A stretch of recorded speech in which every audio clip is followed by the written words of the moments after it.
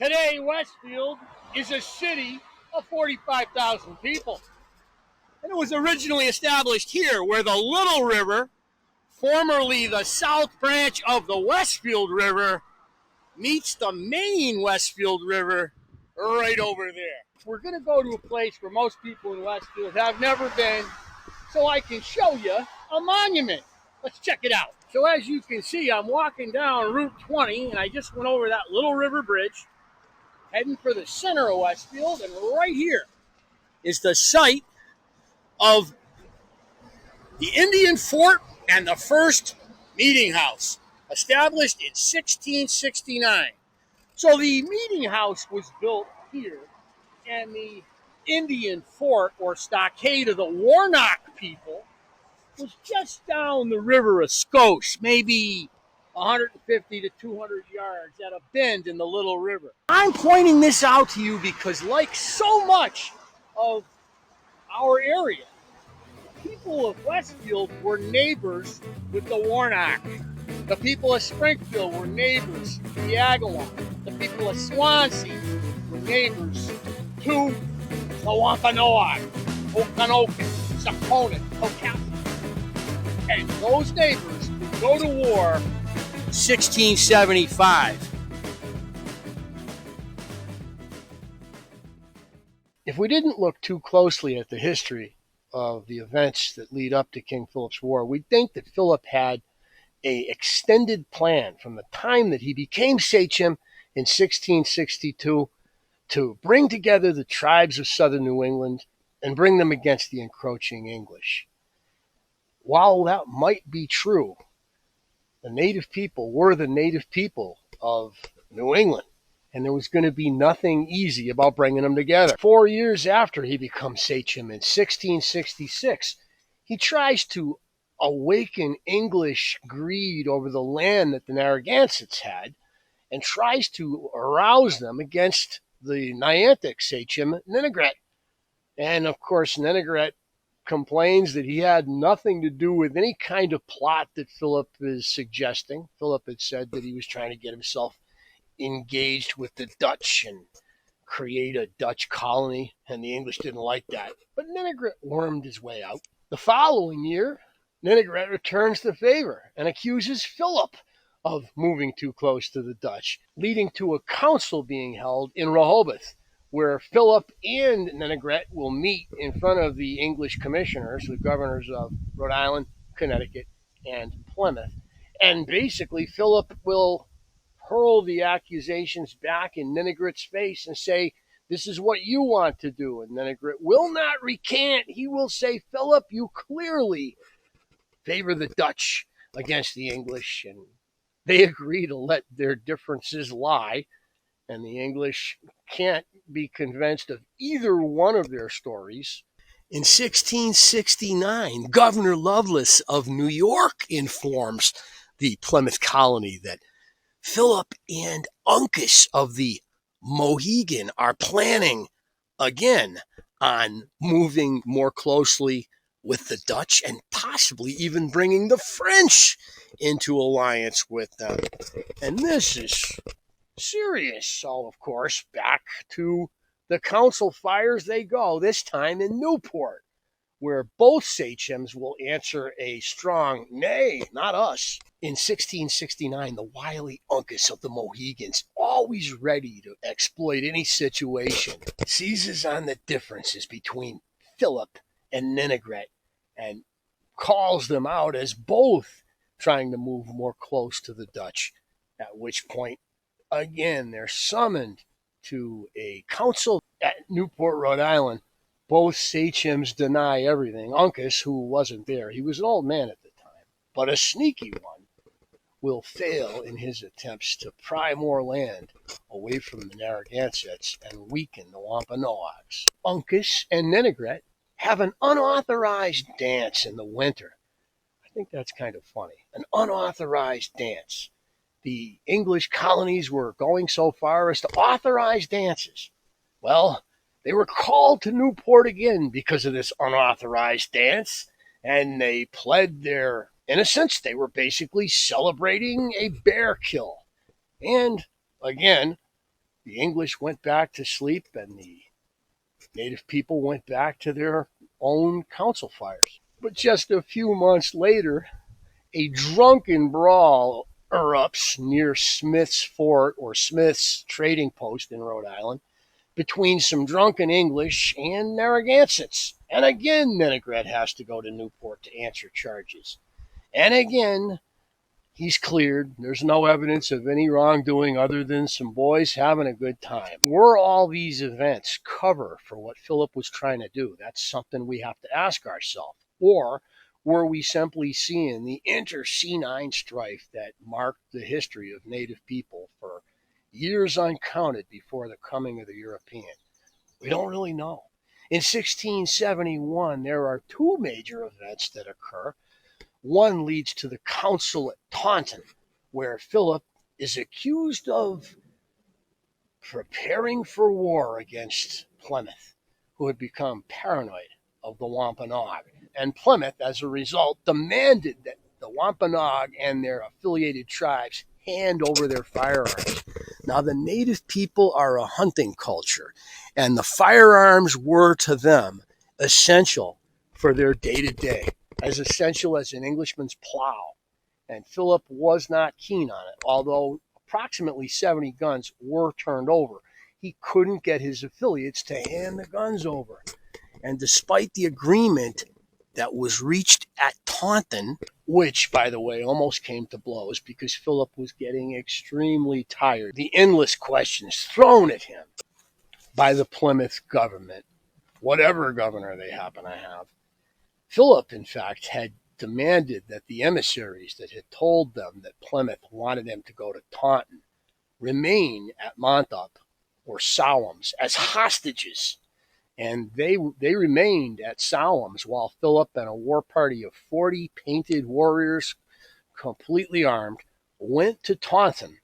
And they wouldn't go into the center of the community. They wouldn't go to the meeting house. They held up in a mill until the Plymouth Colony sent delegates that convinced them that everything was okay. But when they got to the meeting house, they found that the pilgrims were all girded for war themselves, wearing buff coats and slouch hats and having apostles hanging off their bandoliers and carrying matchlocks. Philip showed great forbearance during these moments and would agree to Plymouth's requests that he disarm.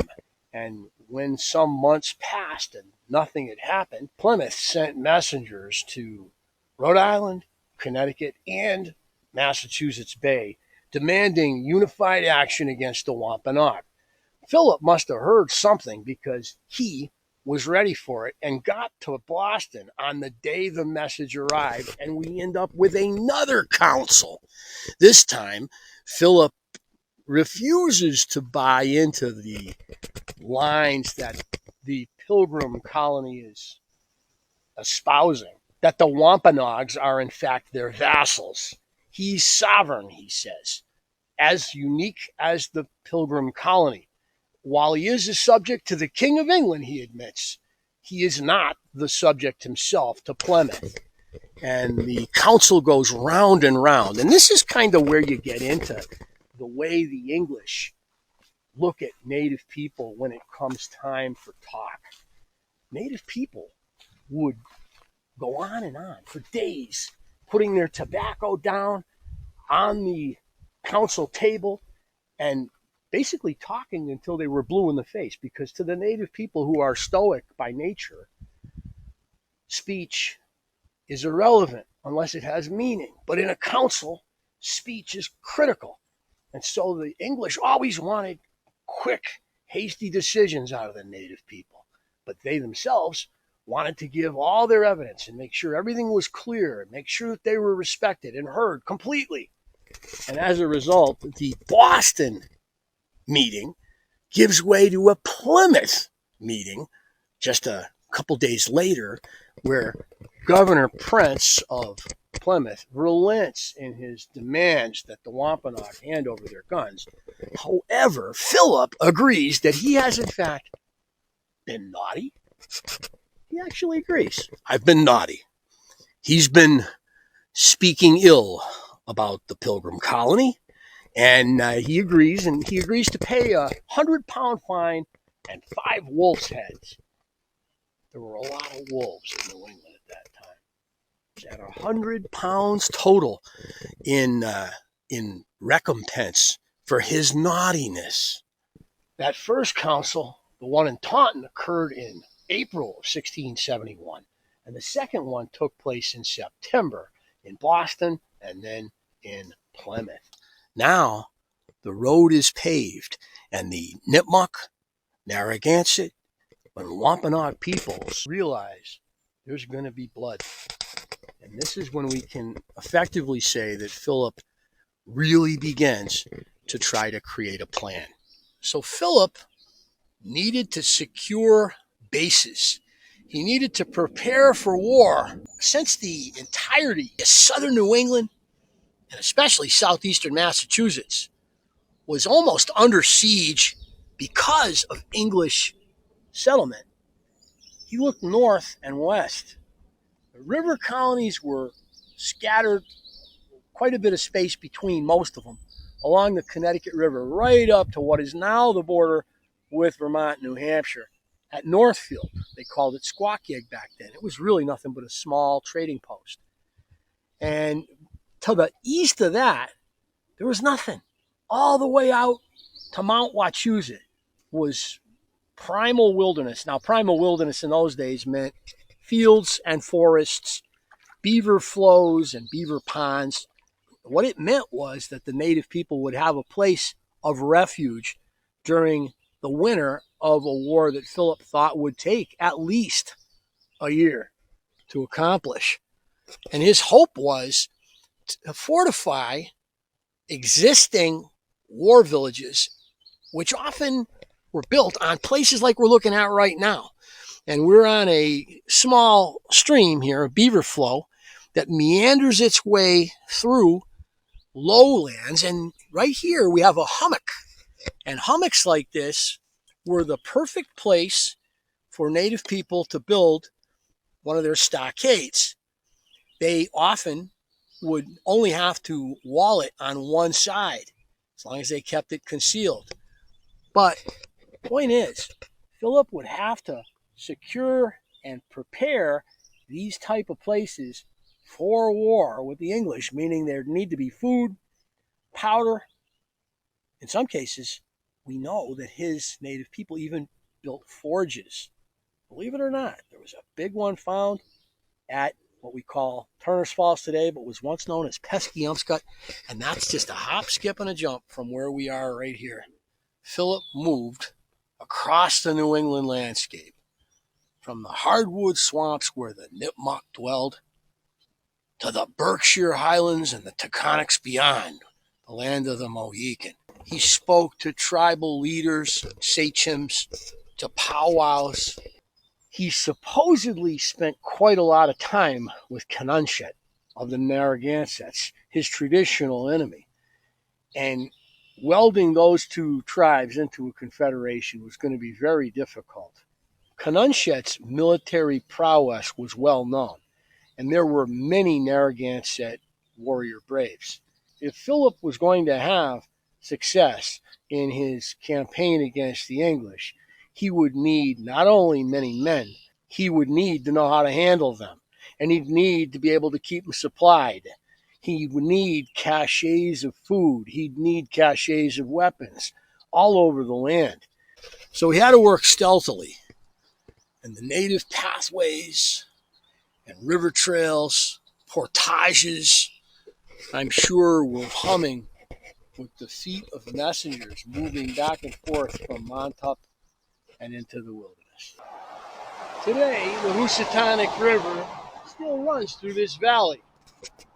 Route 57 meets Route 23 about 100 yards away.